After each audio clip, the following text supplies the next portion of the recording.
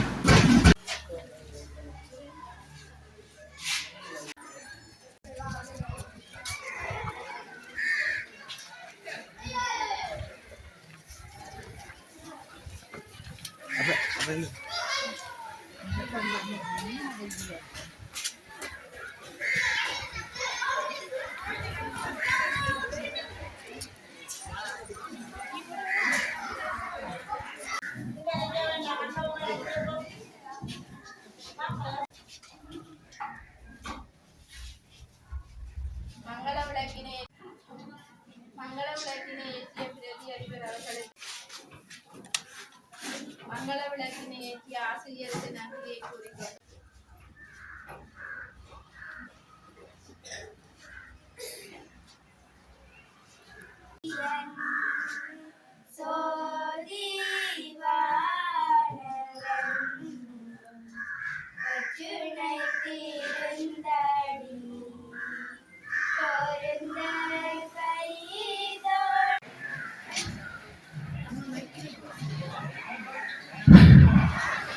தொடர்ந்து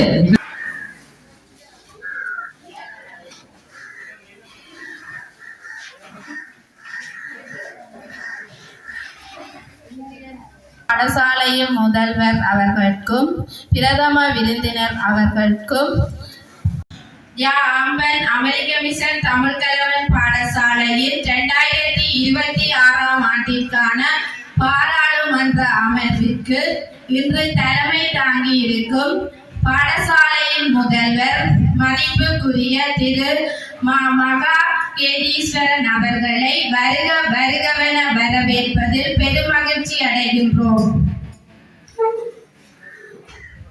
மாணவர் பாராளுமன்ற அமர்வில் பிரதம விருந்தினராக வடமராட்சி வயக்கல்வி அலுவலக சமூக விஞ்ஞான ஆசிரிய வளவாளர் மதிப்புக்குரிய திரு ஆனா பாலச்சந்திரமூர்த்தி அவர்களை வருக வருகவென பாடசாலை சார்பாக வரவேற்பதில் பெரும் மகிழ்ச்சி அடைகின்றோம். சிறந்த முறையிலே ஒளிப்பதிவு செய்து கொண்டிருக்கின்ற அன்புக்குரிய காண்டிதன் அவர்களை, எனது இன்னொரு மாணவ செல்வங்களே, அயல் பாடசாலை அதிபர்களே மற்றும் நலன்விரும்பிகளே, பழைய மாணவர் சங்காங்கத்தவர்களே, உங்கள் அனைவருக்கும் நேர வணக்கங்கள். இந்த மாணவர் பாராளுமன்றம் என்பது ஜனநாயக விடுமுறைகளை தோற்றுவித்து பாடசாலையிலே வருகின்ற பல்வேறு பாடசாலை சார்ந்த பிரச்சனைகளுக்கு பாடசாலைக்குள்ளே தீர்வை கொண்டு வருகின்ற ஒரு பொறிமுறையாகும். அந்த வகையிலே இந்த மாணவர்கள் அந்த பிரச்சனைகளை இனங்கண்டு அதற்குரிய தீர்வுகளை முன்வைத்து அந்த தீர்வுகளை நடைமுறைப்படுத்துவதன் மூலம் சிறந்த ஒரு பாடசாலை சமூகத்தை ஏற்படுத்த முடியும். இன்று நாட்டின் பிரபல அரசியல்வாதிகளாக சிறந்த பல்வேறு துறைகளிலும் சிறந்து விளங்குகின்ற பெரியோர்களை நாம் பார்க்கும் பொழுது அவர்கள் இந்த பாடசாலை மட்டங்களிலே இந்த பாராளுமன்றங்களிலே அங்கத்துவம் வைத்து தமது ஆளுமைகள் பேச்சாற்றல் என்பவற்றை வளர்த்து வந்தவர்கள் என்பது கண்கூடு. அந்த வகையிலே பல பிரபலம் பெற்றவர்களை கூறலாம். இந்த நிகழ்வுகள் பாடசாலை மாணவர்களின் ஆற்றல்களையும் அவர்களின் ஆளுமைகளையும் விருத்தி செய்வதற்காக ஒழுங்கமைக்கப்படுகின்றன. பாடசாலை என்பது தனியே கற்றல் கற்பித்தலுக்கான இடம் மட்டுமன்றி மாணவர்களின் ஒழுக்க விழுமியங்கள், பண்பாடுகள், கலாச்சார அம்சங்களையும் பேணி காக்கின்ற ஒரு பல்துறைசார் மையமாக திகழ்ந்து கொண்டிருக்கின்றன. அந்த வகையிலே இந்த நிகழ்வை மிகவும் குறுகிய காலத்திலே ஒழுங்கமைத்த செங்கல் இந்த உயர்தர பிரிவு ஆசிரியர்கள் அனைவருக்கும் எங்களது பாராட்டுகள். இந்த நிகழ்விற்காக பல்வேறு வழிகளிலும் அயராது பணிபுரிந்த இணை ஆசிரியர்கள், இந்த நிகழ்விற்கு துணை நின்ற அனைவருக்கும் பாடசாலை முதல்வர் என்ற வகையிலே நன்றிகளை தெரிவித்துக் கொள்கின்றேன். தனது பொன்னான நேரத்தை ஒதுக்கி இந்த நிகழ்வில் வருகின்ற பிரதாய விருந்தினர், இந்த சமூக விஞ்ஞான துறையிலே தமது பாடசாலை இந்த ஆசிரியர் பற்றாக்குறையை மிக மோசமாக சந்தித்துக் கொண்டிருக்கின்றது. குறிப்பாக வரலாறு பாடம், புவியியல் பாடம் போன்ற பாடங்களுக்கு ஆசிரியர்கள் மிகுந்த பற்றாக்குறை, மாணவர்கள் கற்பதற்கேற்ப அந்த வாய்ப்புகள் மறுக்கப்பட்டுள்ள ஒரு நிலை காணப்படுகின்றது. இந்த பிரச்சனைக்கு அவர் ஒரு சுமூகமான தீர்வை பெற்று தருவார் என கேட்டுக்கொண்டு இந்த நிகழ்வு சிறப்புடன் அமைய வாழ்த்தி சீராளர் நாயகம் என்ற வகையிலே விடைபெறுகின்றேன். நான் சபாநாயகர் தெரிவு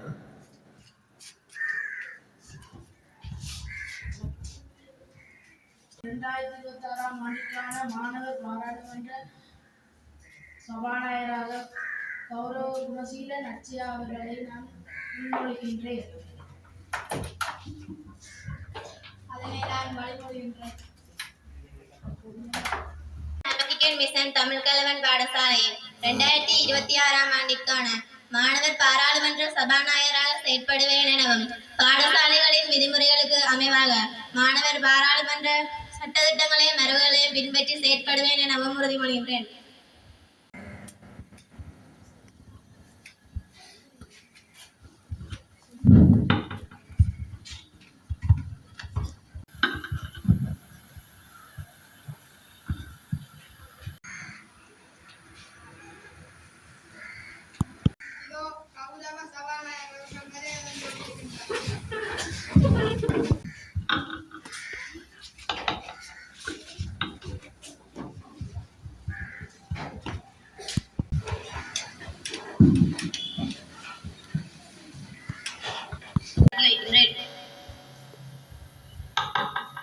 தற்பொழுது மாணவ பாராளுமன்ற உறுப்பினர்களுக்கு நியமன கடிதம் வழங்கும் வைபவம் இடம்பெறும்.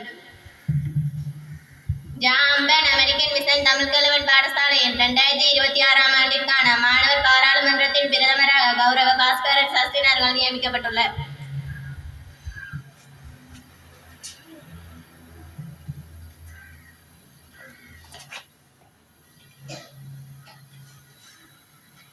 ஜாம்பன் அமெரிக்கான ஆண்டிற்கான பிரதி சபாநாயகராக விக்னேஸ்வரன் லோஜிகன் அவர்கள் நியமிக்கப்பட்டுள்ளார்.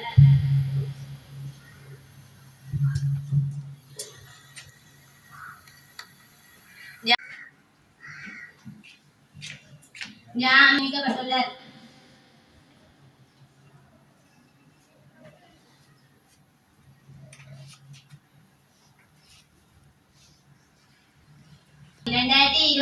ஆண்டிற்கான மாணவர் பாராளுமன்ற மாணவர் திறன்கள் மற்றும் புத்தாக்க அலுவலக அமைச்சராக நித்யகுமார் ஜாலவன் நியமிக்கப்பட்டுள்ளார்.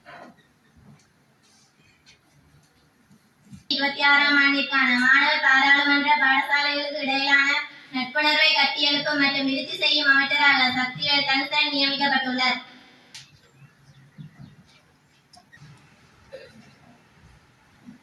பாராளுமன்ற பண்பாட்டு சமய அலுவலகர் மற்றும் ஒழுக்க மேம்பாட்டு அமைச்சராக மணிவண்ணன் தர்சன் நியமிக்கப்பட்டுள்ளார். நல்லிணக்கம் மற்றும் மாணவர் பாதுகாப்பு அலுவலகர் அமைச்சராக டயானா விஜயகுமார் நியமிக்கப்பட்டுள்ளார்.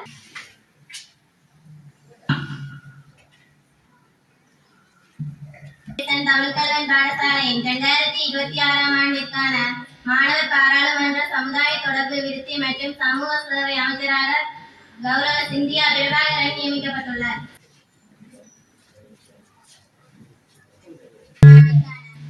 மாணவர் பாராளுமன்ற சுகாதாரம் போசாக்கு மற்றும் விளையாட்டுத்துறை அமைச்சராக சாந்தரு பஞ்சாரியன் நியமிக்கப்பட்டுள்ளார்.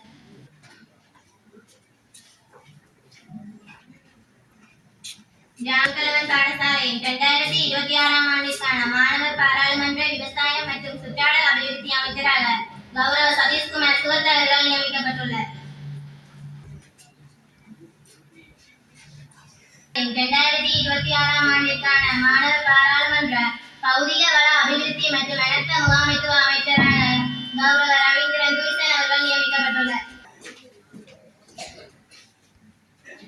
பாடசாலை 2026 ஆண்டிற்கான மாணவர் பாராளுமன்றத்தின் மாணவர் பிரதிநிதிகளாக செயற்படுவோம் என்றும் இலங்கை நாட்டின் பிரஜைகள் என்ற வகையில் நாட்டின் விதிமுறைகளுக்கு அமைவாக நடந்து பாராளுமன்றத்தின் சட்டங்களையும் மரபுகளையும் பேணி பாதுகாப்போம் என உறுதி பூணுகின்றோம். இனிய வணக்கங்கள். என்னை பிரதமராக தெரிவு செய்ததற்கு மாணவர்களுக்கு முதற்கண் நன்றியை தெரிவித்துள்ளேன்.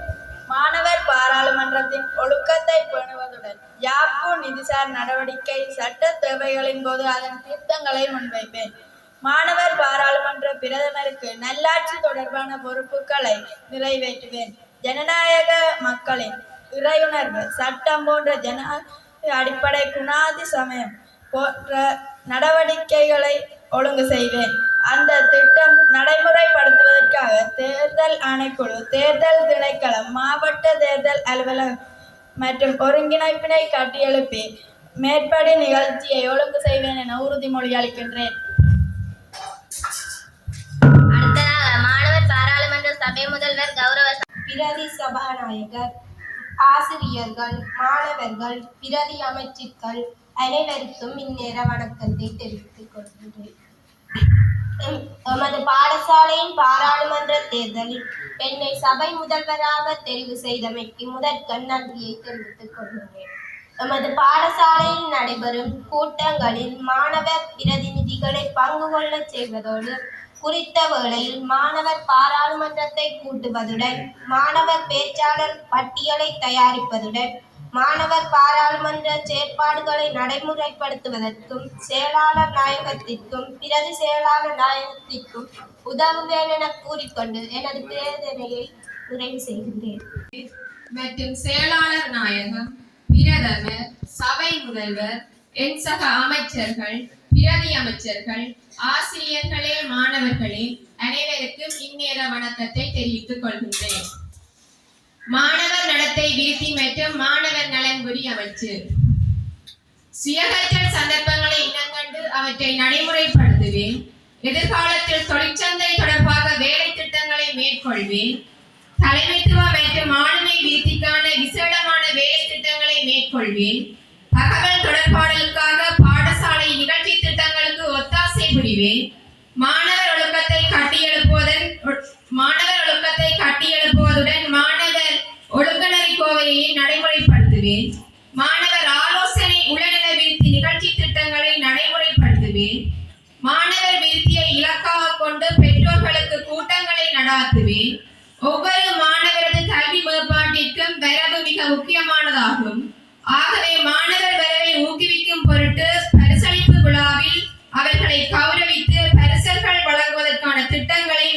உள்ளேன். பாடசாலைக்கு பிந்தி வரும் மாணவர்களுக்கு இறுக்கமான நடவடிக்கைகளை எடுக்க உள்ளேன். இத்தகைய செயல் திட்டங்களை நடைபெறுத்த உள்ளேன். நன்றி.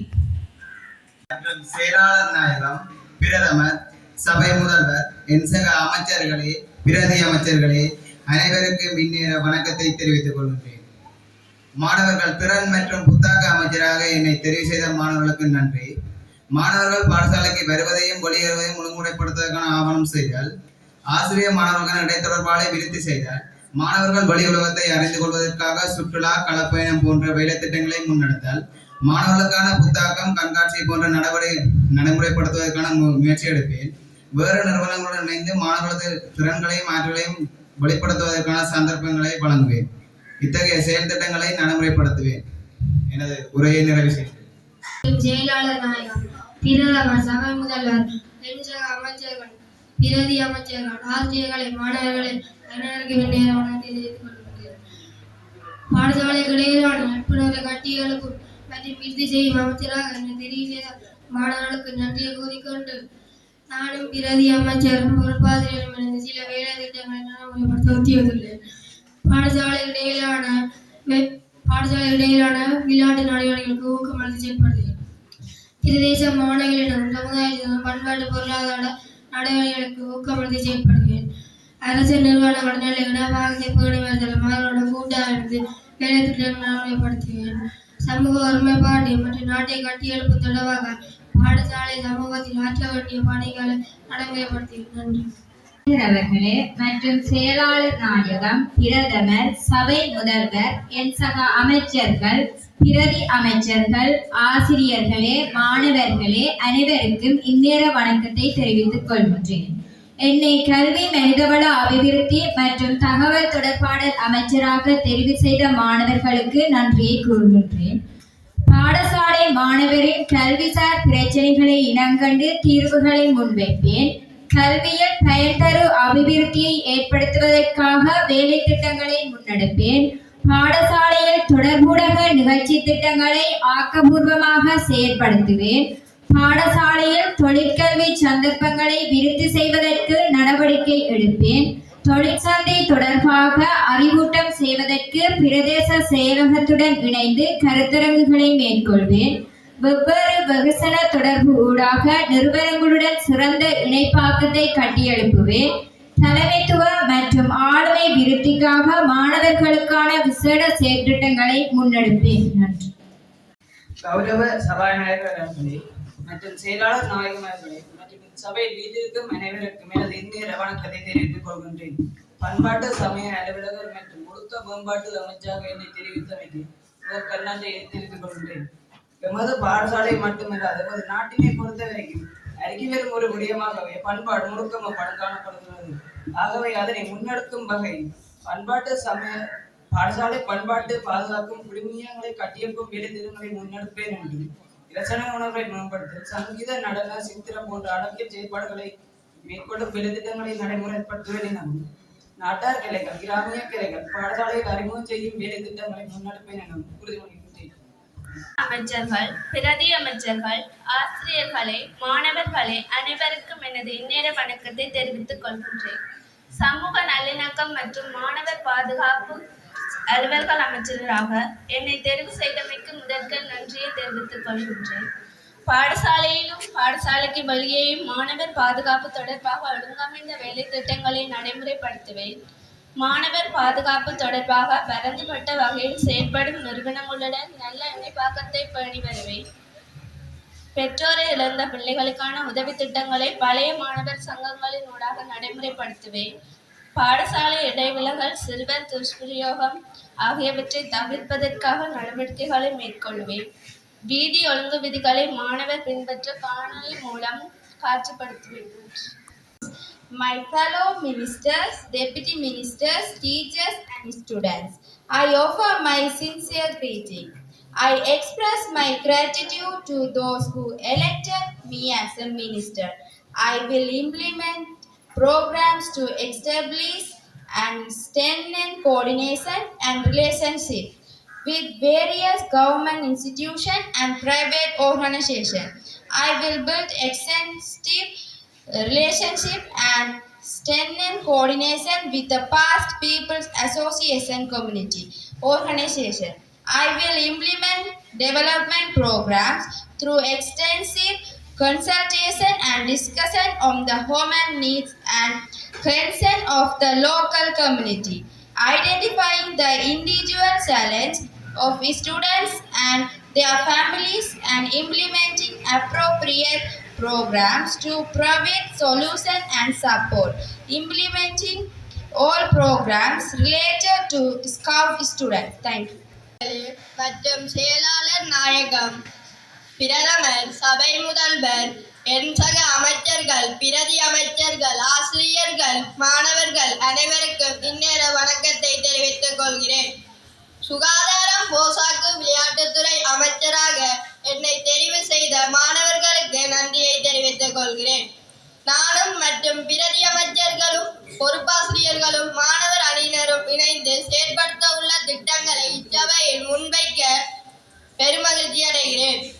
சுகாதாரம், உடல்நலம் ஆகியவற்றின் மீது நேரடியாக செல்வாக்கு செலுத்தும் காரணிகள் மற்றும் பிரச்சனைகள் தொடர்பாக ஆராய்ந்து நடவடிக்கைகளை மேற்கொள்வேன் மற்றும் பாடசாலையில் முதலுதவி நடவடிக்கைகளை சிறந்த முறையில் பேணி பாதுகாப்பதற்குரிய நடவடிக்கைகளை மேற்கொள்வேன் மற்றும் போசாக்கு வேலை திட்டங்களுக்காக பெற்றோர்களுடன் கலந்துரையாடி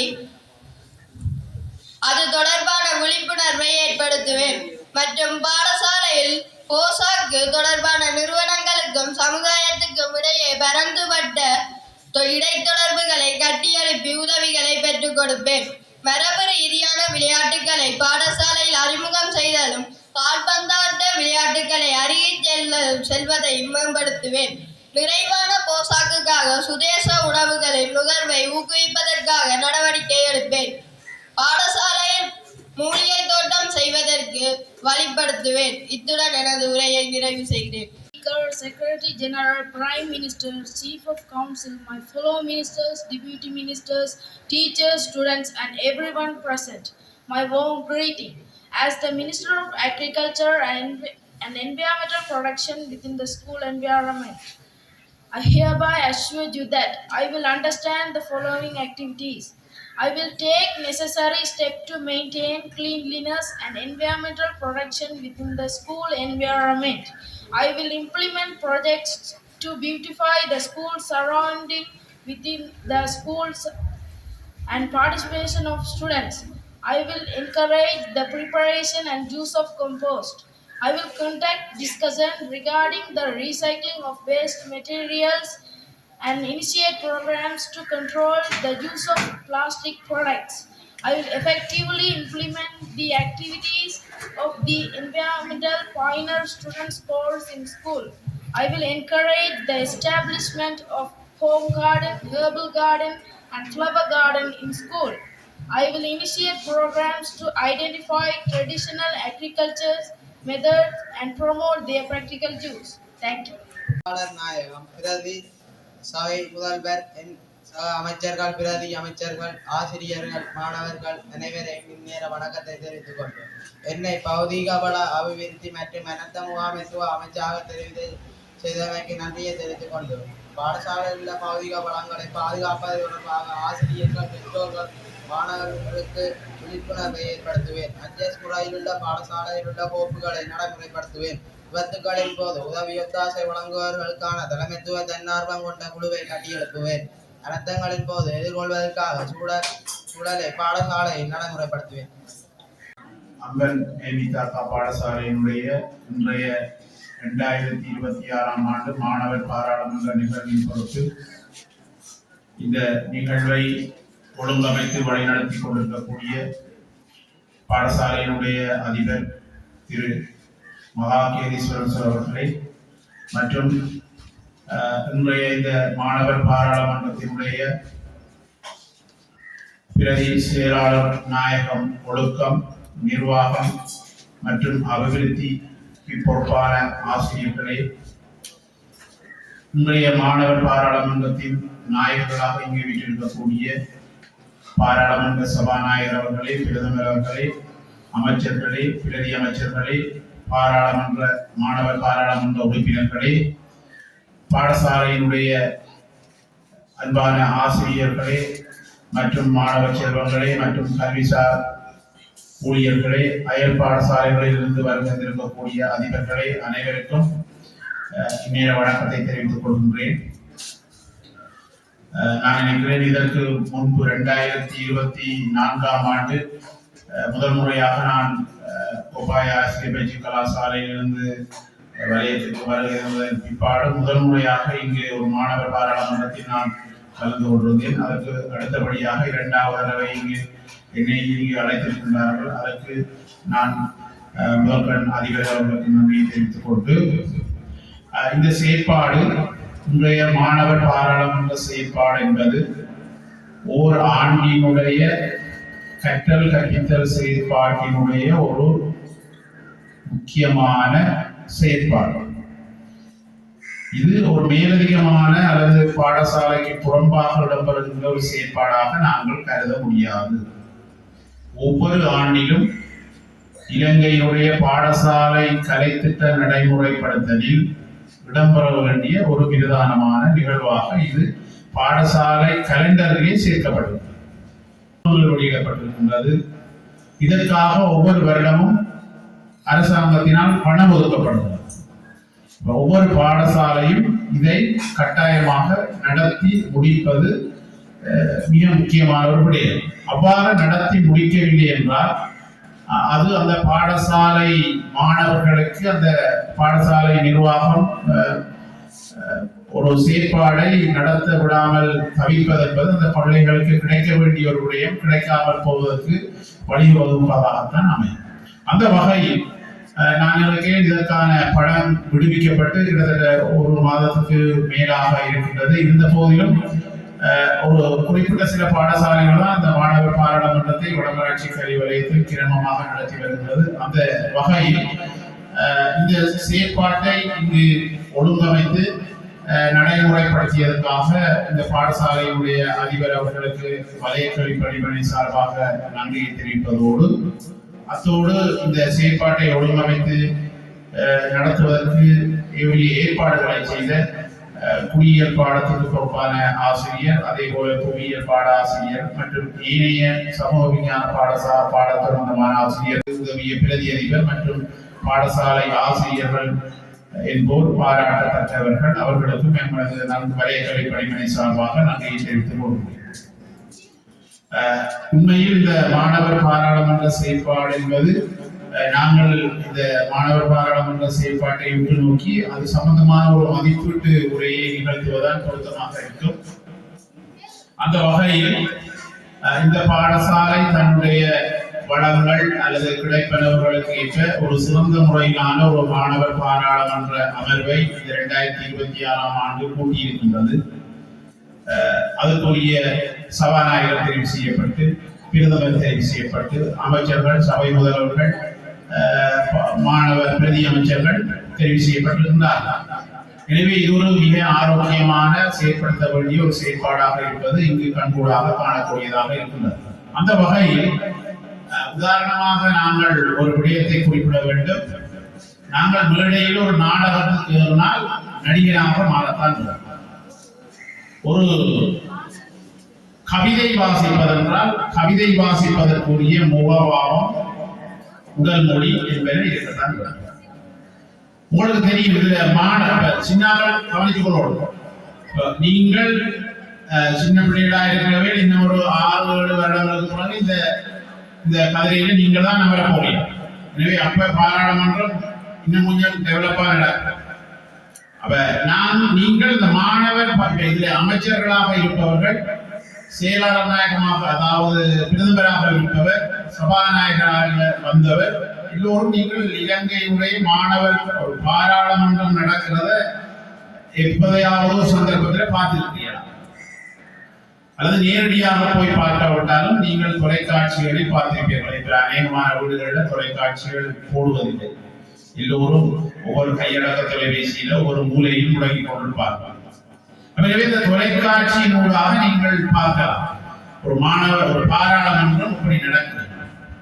அதே போல நீங்கள் இந்தியாவினுடைய பாராளுமன்ற அமர்வுகளை பார்க்கலாம். உங்களுக்கு விருப்பமானவர் இந்த தமிழக முதல்வர் விஜய் அவர் தன்னுடைய சட்டமன்றத்தை கூட்டு போது அவர் எப்படி அந்த மேடையில் எப்படி அதை நடந்தது. இதை விட நாங்கள் வெளிநாடுகளில் மேலத்திய நாடுகளினுடைய மாணவர் பாராளுமன்ற அமைப்புகளை நாங்கள் பார்த்தோம். எனவே இந்த அமைச்சர்கள் பிரதமர் கொஞ்சம் இந்த விஷயத்தை கவனிக்க வேண்டும்.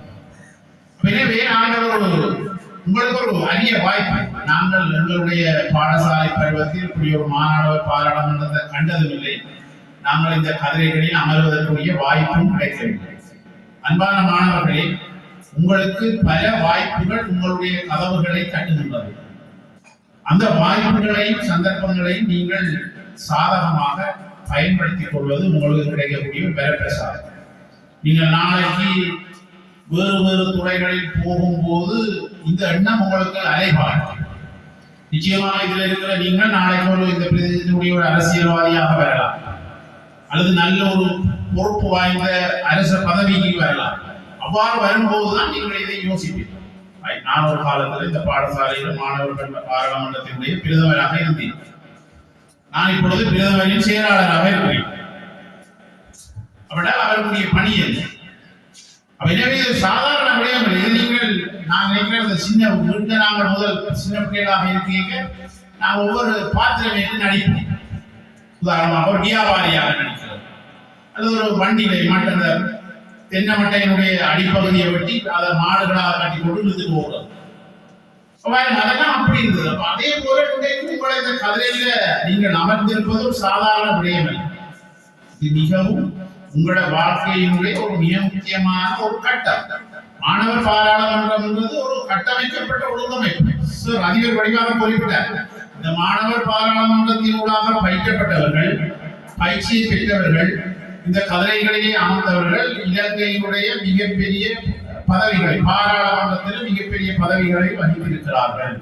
நீங்கள் இந்த நெல்லியடி சந்திக்கு போனீங்கன்னா அதற்கு எதிர்ப்புறத்தில் பஸ் ஸ்டாண்டுக்கு எதிர்ப்புறமாக ஒரு சிலை இருக்கிறது. அந்த சிலையை பாருங்கள். அந்த சிலையில் இருப்பவர் இலங்கையினுடைய பிரதி செயலாளர் சபாநாயகராக ஒரு காலத்தில் பதவி வகித்தவர். அவர் அதற்கு ஒரு மிக தீர்ந்த அரசியல்வாதி. அவர் ஒரு காலத்தில் விக்னேஸ்வரா கல்லூரி, இங்கிருக்கிற விக்னேஸ்வரா கல்லூரியில் மாணவர் பாராளுமன்றத்தினுடைய ஒரு உறுப்பினராக சபாநாயகராக இருந்த அனுபவத்தை பெற்றவர். நல்ல ஒரு உதாரணத்தை உங்களுக்கு அதிபர் சுட்டிக்காட்டினார்.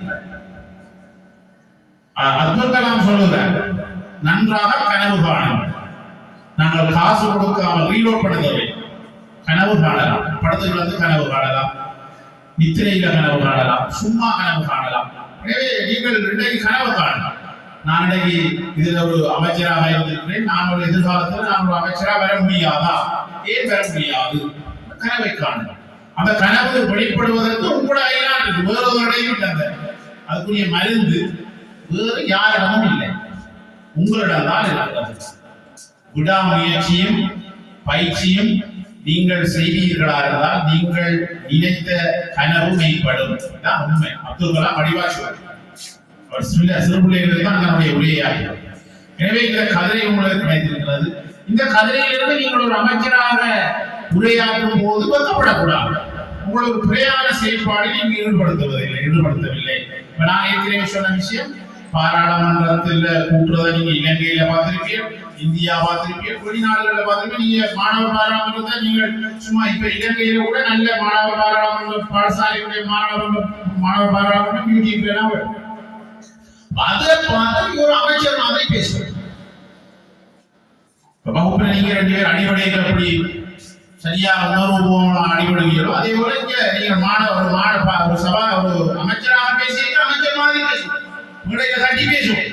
இப்படி பேசுறீங்கன்னா கிடைக்கிற உரிமையும் கிடைக்கும்.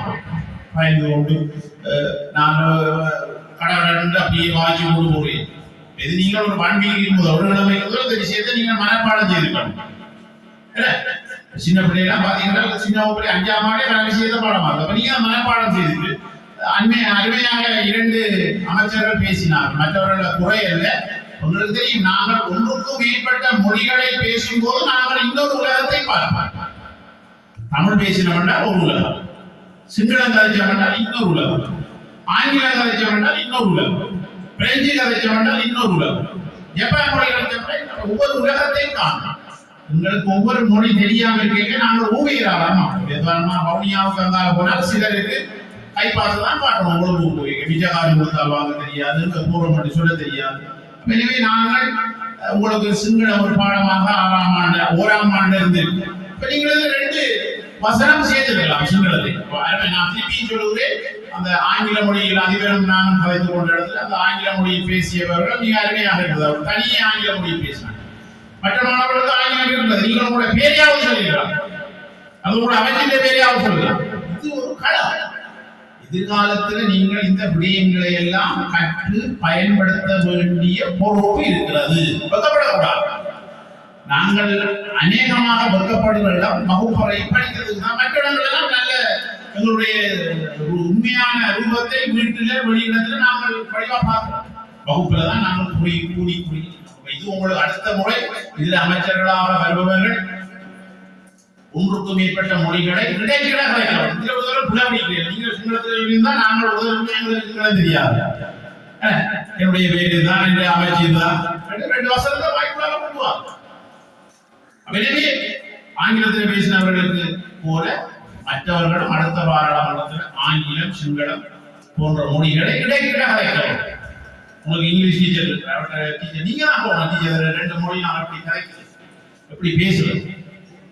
மற்றது கலைக்கா நாங்கள் அமைச்சர் மாதிரி கலைக்கணும். இங்க 2 கலைக்கணும், அங்க 2 பார்த்து கொண்டு அப்படியே கூடி ஸ்மார்ட்டா என்னுடைய அமைச்சர் இந்த கோரிக்கையை முன்வைக்கின்றது.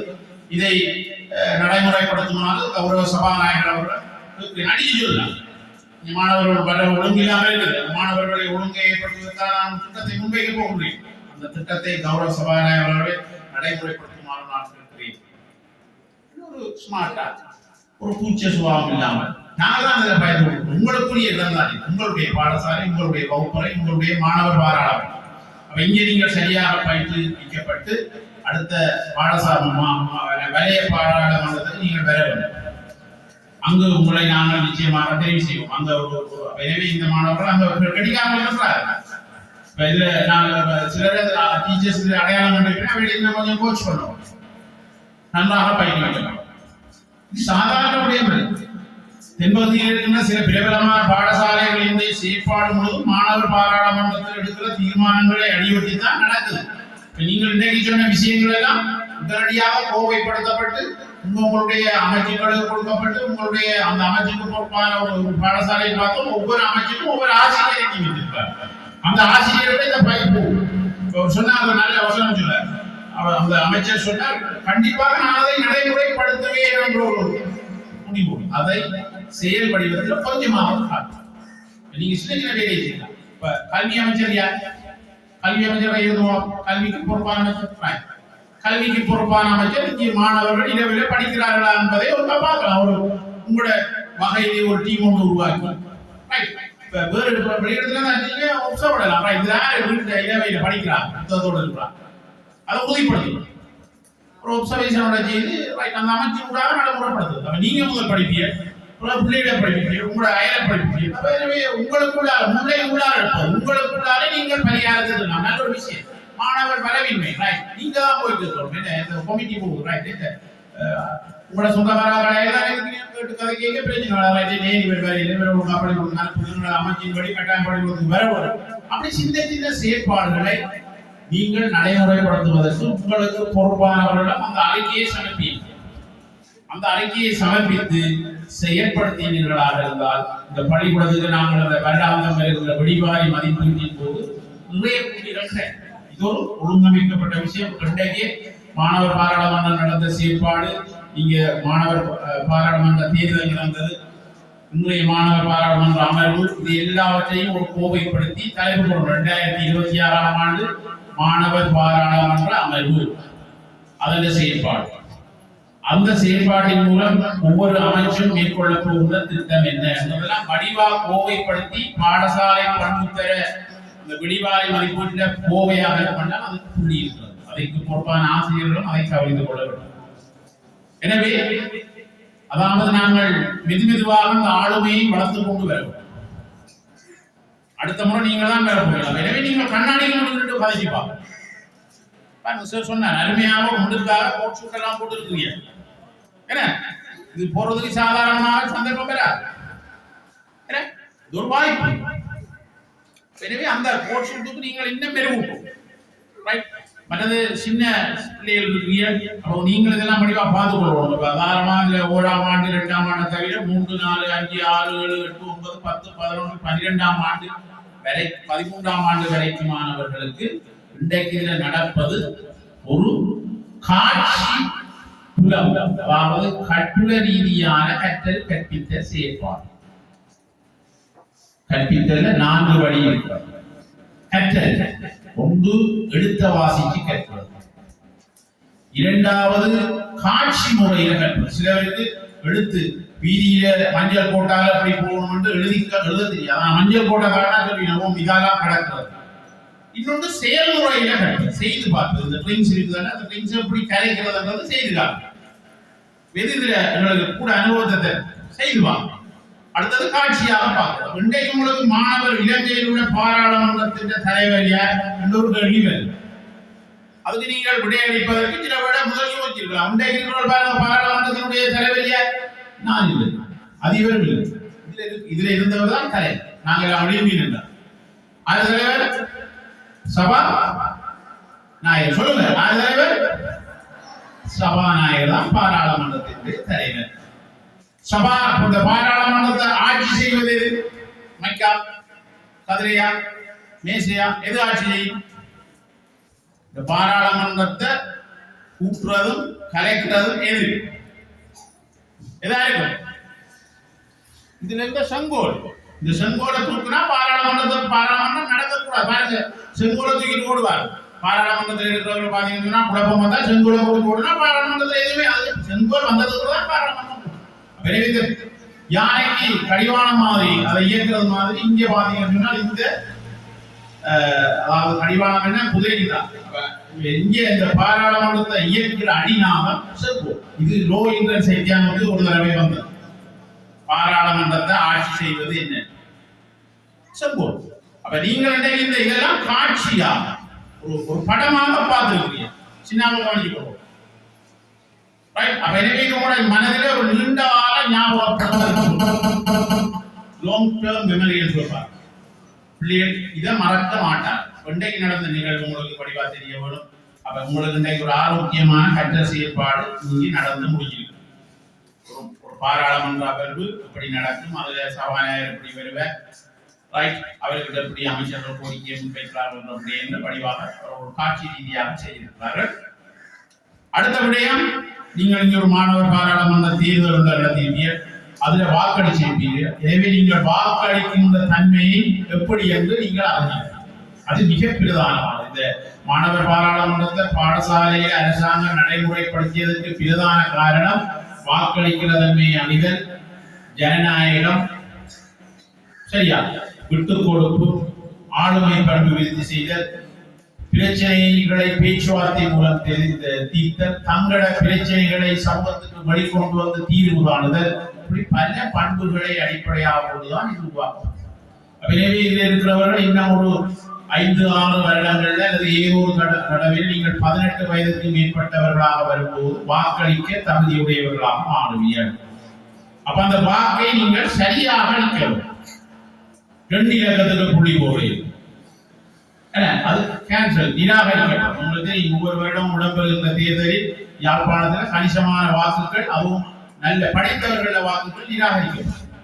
எனவே சரியாக உங்களோட வாக்குகளை அளிப்பதற்கான ஒரு பயிற்சி பள்ளிக்கூடத்தில் நடக்குது. 6ஆம் ஆண்டு, 7ஆம் ஆண்டு, 8ஆம் ஆண்டு, 9ஆம் ஆண்டு, 10, 11, 12, 13, கிட்டத்தட்ட 8 வருடம் நீங்கள் வாக்களிக்கப்படும்.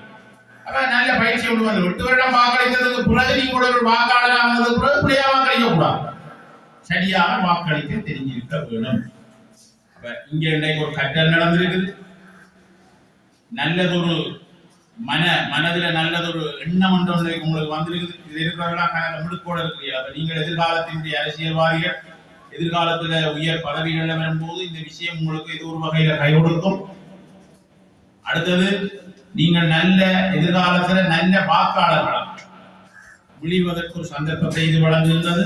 இதை விட உங்களுடைய தனிப்பட்ட ஆளுமை பண்பு, இந்த சந்தர்ப்பத்தில் நீங்கள் இதில் அமர்ந்திருப்பது, ஒழுங்காக இருப்பது, இந்த விடயங்களை கேட்பது, ஒரு மேடையில் பேசுவது இப்போ நான் சொன்னேன் எப்படி எந்த இடத்துக்கு எப்படி பேசணும்னு தெரியும். சமுத்திர போட்டிக்கு பேசுற மாதிரி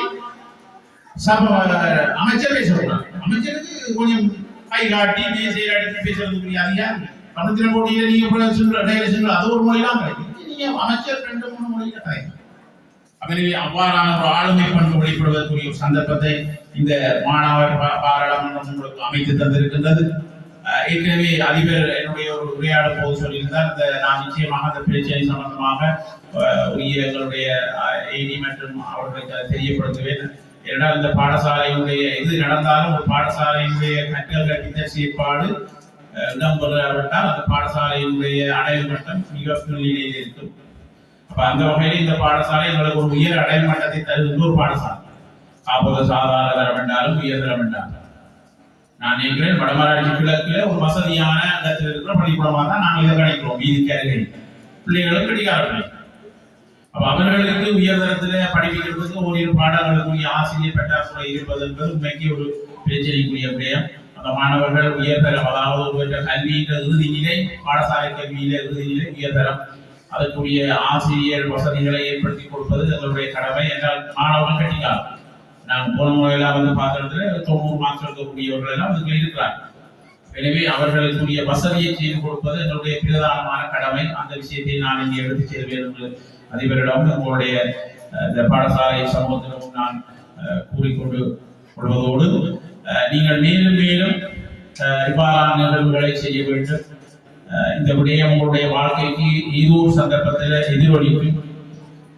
அந்த வகையில் இந்த நிகழ்வை சிறப்பட ஒழுங்கமைத்து என்னையும் இந்த நிகழ்வினுடைய பிரதம விருந்தினராக வரவழைத்ததற்காக பாடசாலையினுடைய அதிபர் மற்றும் பிரதி அதிபர் மற்றும் இதில் இருக்கக்கூடிய பிரதி செயலாளர் நாயகம் பதவிகளில் இருக்கக்கூடிய குடியியல் கல்வி புவியியல் பாட ஆசிரியர்கள் மற்றும் இணை ஆசிரியர்கள் மாணவர்கள் அனைவருக்கும் இந்த சந்தர்ப்பத்தில் நன்றியை கூறி என்னுடைய உரையை நிறைவு செய்கின்றேன். நன்றி, வணக்கம். உரையாற்றிய பிரதம விருந்தினர் அமெரிக்க மிஷன் பாடசாலையின் மாணவர் பாராளுமன்றம் 2026